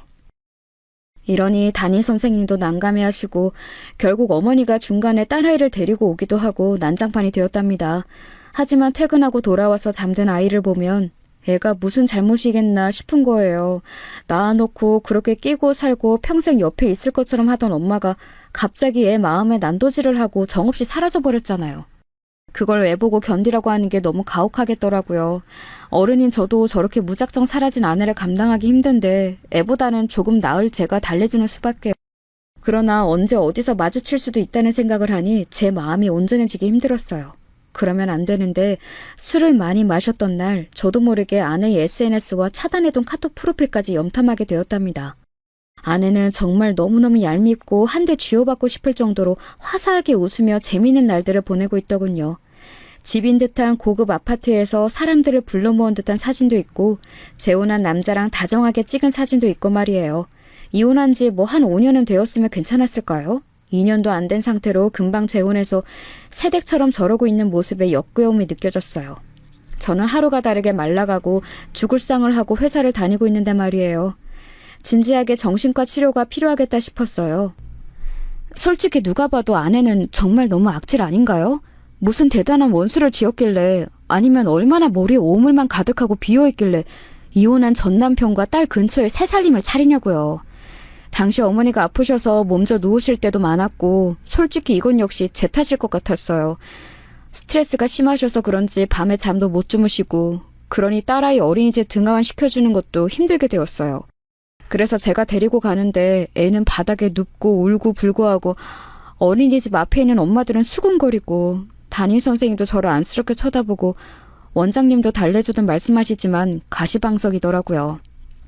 이거 아무래도 안 되겠다 싶어서 어린이집에는 한 달가량 쉰다고 말씀드리고 저도 회사에 짧게나마 휴가를 냈어요. 딸아이랑 시간을 보내는 게 필요할 것 같아서 오롯이 저랑 애만 둘이서 운전해서 아이가 좋아하는 곳들 위주로 갔답니다. 이걸 생각할 때 초반에는 마음이 너무 안 좋았지만 가서 하고 싶은 것, 사고 싶은 것 등등을 제가 계속 묻고 주의를 돌리니 대답은 해주더라고요. 나 하츄핑 캐릭터 갖고 싶어. 근데 엄마랑 가고 싶어. 아빠, 나 이것도 사줘. 그 색깔도 좋아해. 이렇게 딸아이가 잠깐 자기 엄마를 찾다가 원하는 것을 말했다가 왔다 갔다 하는 동안 자연스럽게 엄마 얘기는 뒤로 넘겨가며 계획을 짰었답니다. 중간에 애가 이렇게 물었을 땐 저도 모르게 눈물이 찔끔 나올 뻔했어요. 새삼스레 이날 새벽까지 잠을 못 이루고 불 꺼진 주방에 있었답니다. 아빠, 엄마는 나 안 보고 싶어 해? 엄마는 나 안 물어봐? 아빠한테 나 안 물어봐? 저는 이 말에 도통 이성을 잡고 있기 힘들어서 억지로 질문을 넘겨가면서 다른 얘기를 했어요. 제가 아이나 어떤 심리에 대해서 잘 알고 있는 좋은 선생님이나 훈련된 사람이라면 좋은 대답을 했겠죠. 그러지 못한 상태로 무방비로 얻어맞은 아이의 질문은 아이와 저 모두에게 가슴을 찢어놓는 부분이었던 것 같아요. 그래도 어찌어찌 준비해서 딸아이와 둘이 여행도 다녀오고 최대한 아이 수준에서 좋아하는 체험관도 가고 맛있는 것도 잔뜩 먹이고 장난감도 사주고 평소 금지했던 핸드폰도 줘가며 서로 사진도 찍고 꽤 시간을 많이 보내고 왔어요. 그렇게 걸어오면서 이건 일순간 달래기 용도가 아니라 앞으로 펼쳐질 하나의 관문이었다는 생각이 들었어요. 그렇겠죠. 저는 일반 가정들이 웃고 울며 지내는 그 평범한 시간을 누릴 수 없을 거예요. 그 각오를 하다 보니 돌아오는 차 안에서 그렇게 눈물이 나더라고요. 아무튼 집으로 돌아왔고 어머니가 아이를 몇 주간 데리고 계시겠다고 하셔서 그러겠다 했어요. 어머니 댁에 가기 전 뭐라도 좀 사가려고 딸아이랑 마트를 갔는데요. 그렇게 일을 갈면서 버티고 있던 저에게 역시 터질 만한 일은 터지게 되어 있나 봐요. 한 번은 마주치지 않을까 싶었는데 그것도 저 혼자 있을 때 마주칠 것이지 이럴 수가 있나요? 하필 엄마 이름만 들어도 난리를 치고 과민하게 반응을 하는 딸 앞에 그 사람 많은 대형마트에서 아내가 나타난 거예요. 처음에는 제가 발견했고 아내 역시 저를 마주했고 둘 다 당황한 상태였어요. 오빠! 이렇게 슬쩍 내뱉고 본인도 놀래서 입을 꾹 다무는 거 보니 무의식 중에 튀어나온 거였나 봐요. 아마 본심은 저랑 마주친다면 아는 척을 하고 싶지 않았던 것이었겠죠. 저 역시 그랬고 저기도 그랬을 거예요. 아무튼 우리는 마주치게 되어버린 겁니다. 저와 딸 그리고 아내와 재혼한 새 남자까지 넷이서 과자 코너에서 말이에요.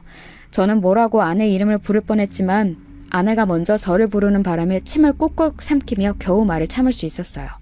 이때 제 머릿속을 아주 어지럽게 했던 것은 딸아이가 지금 내 주변 어디쯤 있나 하는 거였어요. 뒤에 있었나 앞에 있었나 과자를 보고 있나?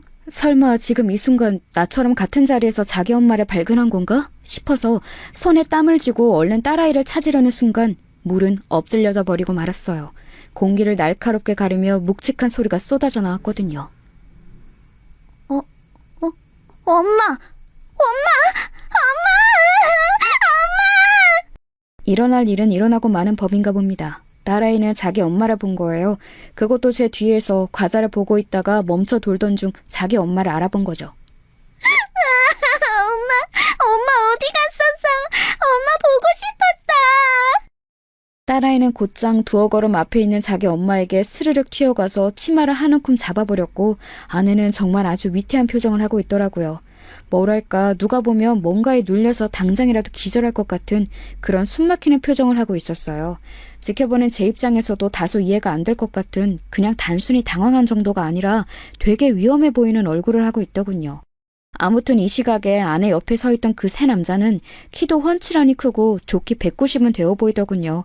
체격 좋고 가무잡잡하고 슬쩍 대충만 봐도 명품 같은 것을 걸치고 있고 풍채도 좋아 보였어요. 소위 있는 집 아들이란 분위기가 물씬 풍기기도 하고 이때 잠깐 아내를 살피니 아내 역시 비싸 보이는 옷들을 입고 있었어요. 저랑 살 때에는 매달 월급이 궁상맞다면서 그때도 인터넷 쇼핑을 애지간히 해댔고 돈 없다고 불평할 땐 언제고 왜 맨날 생활비가 모자랐냐고 싸울 정도로 다 써버렸답니다. 그땐 제 월급 수준 안에서 있는 힘껏 돈을 다 써버리고 제멋대로 했다면 이날 봤던 아내의 인상은 뭔가 업그레이드된 느낌이었어요. 뭐랄까 삶의 단계가 몇 단계 훅 올라가 버린 느낌 있잖아요. 경제적으로 여유 있고 잘 사는 집으로 갔구나 싶게 그런 느낌이 물씬 풍겼어요. 아내 SNS에 본 집도 고급 아파트였고 전부 대리석이 깔려있고 그릇들도 비싸 보이고 저와 함께 살던 시절에 아내가 늘 부러워하던 것들이었으니까요. 아무튼 그 남자는 이렇게 반응하는 제 딸과 저를 일순간 쳐다보았어요. 저와도 눈이 마주쳤고 저나 그 남자나 서로 경계하는 눈빛이 만연했고요. 서로 우중을 파악하려고 계속 눈을 마주하기엔 우리 딸이 조금도 그 틈을 길게 주지 않고 울며 팔딱팔딱 뛰어댔어요. 엄마 이제 가지 마! 나 이제 엄마랑 같이 갈 거야! 엄마! 딸아이는 계속 시끄럽게 매미마냥 지 엄마 치맛자락을 잡고 소리 지르고 점점 마트 주변 사람들이 힘겹게 우리를 쳐다보기 시작했어요. 누구든 이 상황을 끝내야 하는지라 왜 이 괴로운 광경 속 뒤처리는 또 내가 해야 하는 건지 이해가 안 되지만 아이를 얼른 잡아 끌어냈어요. 지영아, 가자. 그만 가자. 그러자 아이는 또다시 아내에게 달려들어 더 거세게 붙드는 거예요. 그런데 이때 아내가 일순간 이렇게 말을 했는데 그 말은 그렇게 악바리처럼 달려들던 딸아이조차 멈추게 만들었어요. 옆에 있던 아내의 그 남편이란 사람도 미간을 순간적으로 찌푸리더군요. 저기 꼬마야, 너 누구니? 이거 좀 놔줄래? 아주 힘없이 기어들어가는 소리로 눈을 마주치지 않고 저렇게 띄엄띄엄 말하는 아내의 모습에 저는 머리에서 열이 오를 대로 오르고 있어요. 실제로 밥솥처럼 김이 오르지 않을까 싶을 정도로 분노가 제어되지 않더군요. 거의 혀 중간 부분까지 욕이 떼구르르 굴러오면서 밖으로 튀어나오려던 찰나에 딸아이는 큰 소리로 울부짖었어요. 이 소리가 너무 재지듯 크게 들려 정말 동네 망신도 이런 망신이 없을 정도로 모두의 주목을 받게 되었답니다. 엄마, 왜 거짓말해? 내가 누구긴 누구야? 지영이잖아. 엄마 김유미 엄마 왜 그래? 엄마 미워. 왜 거짓말해? 딸은 이때 자기 나름대로 성이 났는지 지 엄마 근처로 못 가게 잡는 저를 뿌리치면서 발을 탕탕 굴러대고 괴성을 질렀어요. 그렇게 떼쓰고 드러누울 나이도 한참 지났고 그 나이대에도 흔히 저러지 않던 애인데 어지간히 스트레스가 감당이 안 되는 모양이었어요.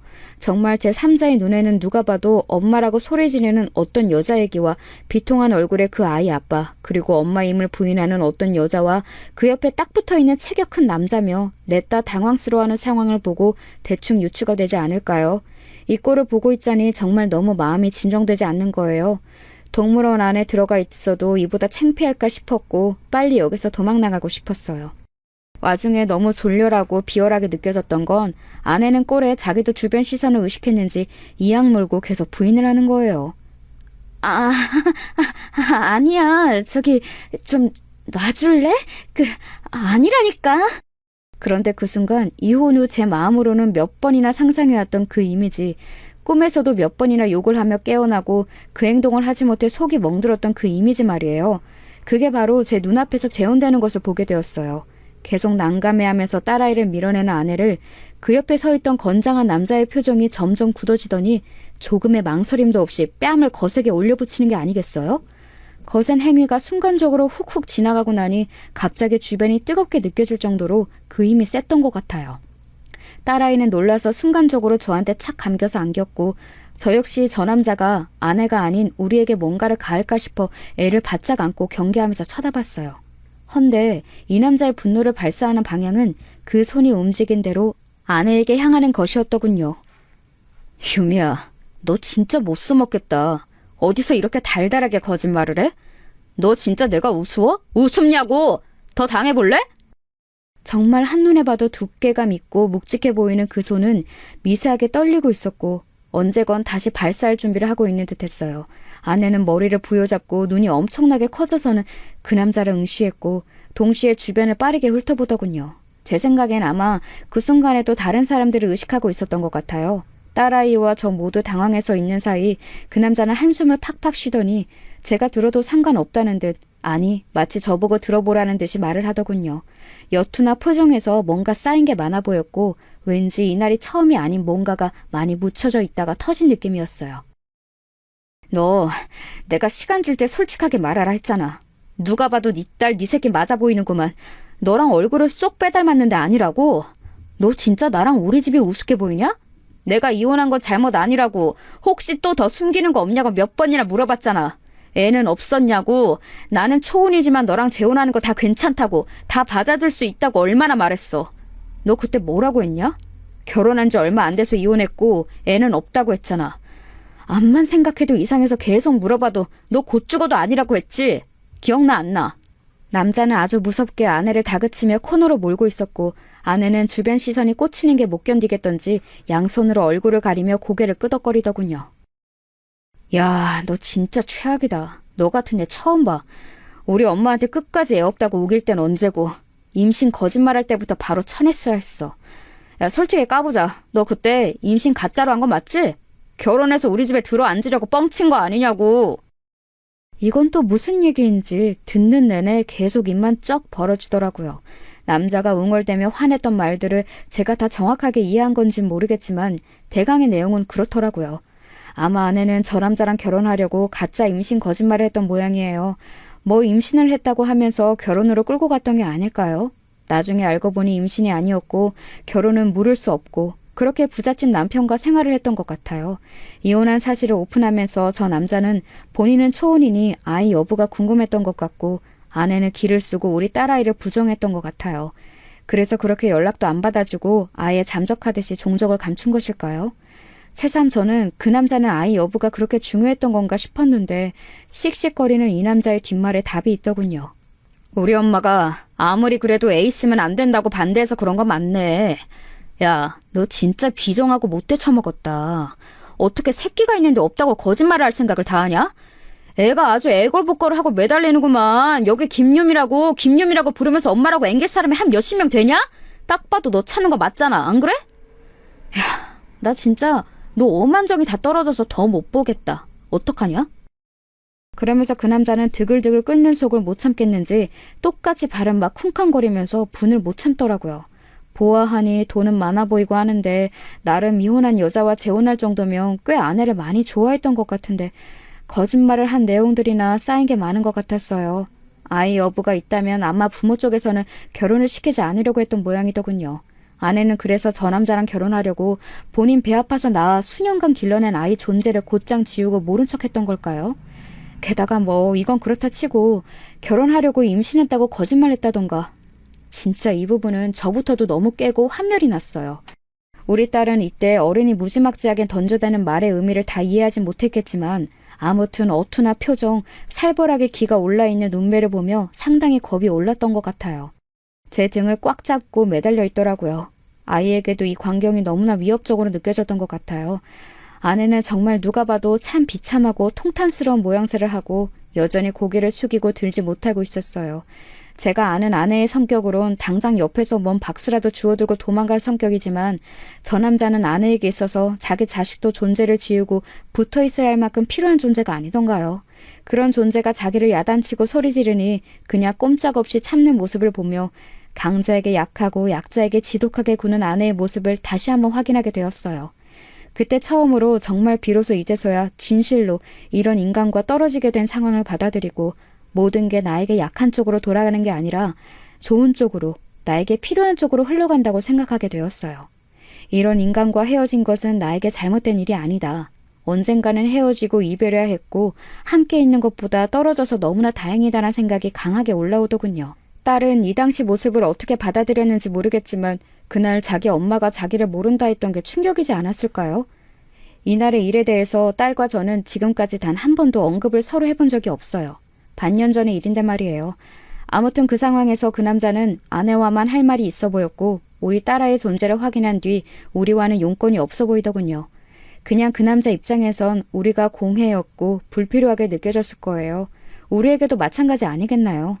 저도 그 순간 그대로 더 이상 아내라는 존재에게 얽매여 고통받고 나 자신을 자책하고 피해 다니고 분노하고 그럴 필요가 없구나. 그럴 만한 무게가 있는 인간이 아니라는 걸 깨닫게 되었답니다. 그대로 자리를 툭툭 털고 일어나 딸아이에게는 다른 마트에 가자는 말만 한 뒤 손을 잡고 서둘러 나왔어요. 그렇게 목을대를 긁어가며 쌩소리를 질러대던 딸도 이 광경에 뭔가를 무겁게 느꼈던 건지 순순히 따라 나왔어요. 그러더니 이렇게 말하더군요. 아빠, 나 졸려. 자고 싶어. 업어줘. 그래서 저는 이때 대강 이렇게 받아쳤던 것 같아요. 아빠 허리 아픈데. 알았어, 업혀봐. 그렇게 쑥 딸아이를 업어올려 그대로 주차장까지 갔었나 보네요. 이날 마트에서 있었던 일은 우리 가족 중 누구에게도 말하지 않았는데요. 저는 특별하게 뭐가 있던 것은 아닌데 왠지 모르게 마음이 조금 가벼워졌고 뭔가 거리낌 없이 제 일상들을 대하게 되었어요. 딸아이의 어린이집도 시간이 지나 다시 등원시키게 되었고 변함없이 그 자리에서 아이와 같이 일상을 살아가고 있어요. 이후로 SNS도 잘 안 하다가 들어갔는데 그때 아내의 SNS를 슬쩍 들여다보니 볼 수가 없더군요. 기존에 있던 게시물을 다 삭제했고 아마 뭔가 좋지 않은 상황인 건 틀림없어 보였어요. 궁금해서 카톡을 들여다봤더니 카톡 역시 새까만 화면이 되어 있더군요. 일단 제가 유추해보기로 그 남자와 더는 살기는 힘들지 않을까 싶어요. 그 남자의 표정이 보통 살기가 아니었고 아내의 SNS는 그렇게 화려하게 자랑들로 채워 있었는데 전부 지웠더군요. 아무튼 이런 상황들을 보니 더 할 말도 없고 그 길로 저도 이후의 정황들을 모르고 싶어 차단했어요. 그러니 마음이 가볍고 제 일상으로 온전히 집중하게 되어지더라고요. 여전히 같은 곳에서 우리는 살고 있고 딸 열심히 키우고 있고 싱글 데드로서의 삶을 살아가고 있어요. 초등학교에 들어갈 아이를 두고 준비할 것도 많지만 요즘 유튜브에 필요한 내용들이 잘 나와 있어서 열심히 참고하고 있네요. 저는 겨우 아내와의 관계에서 이제 심적으로 독립이 되었고 남아있는 숙제는 딸아이예요. 사실 숙제라는 말은 좀 그렇고 딸아이와 저의 또 다른 관계가 개막했다고 생각을 해야죠. 그래도 참으로 고맙게도 딸아이는 마냥 엄마를 찾지는 않고 있어요. 한편으론 애도 뭔가를 느꼈고 뭔가를 알아들었기에 그러는 게 아닐까 싶은데요. 그 부분을 조숙하게 여기고 마음 아파하기엔 제가 못 견딜 것 같아요. 나중 가서 어떻게 심리적으로 치료를 하고 해결을 해주는 방법이 있을지언정 지금은 아이가 엄마에 대해서 언급하지 않고 굳이 기억하지 않으며 저와의 일상에 집중할 수 있도록 노력하고 있답니다. 그리고 저희 회사 여자 과장님들이 딸을 예쁘게 봐주시고 얼마 전에 아이 머리 묶어주는 것도 옆에서 가르쳐 주셨어요. 그 경험 한 번으로 아이를 생각해 주시고 간식도 보내주시고 해서 이것 또한 참 별스런 체험과 관계가 생겨났다 싶어 신기하게 생각하고 있습니다. 이혼이 요즘 흠이 아니고 여기저기 많다는 말은 저에게 딱히 위로나 힘이 돼주지는 않아요. 단지 그들이 어떻게 살아내고 있는지는 여전히 궁금한 부분이고 그래서 더 가족이란 모양을 진정으로 갈망하게 되는 것 같네요. 그 전에 평범히 결혼 생활을 하고 있을 땐 몰랐던 부분인 것 같아요. 정신 똑바로 차리고 살아가야겠어요. 언젠가 저와 딸, 우리 둘 관계에 진짜로 빛이 깃들 것이라고 믿으면서요.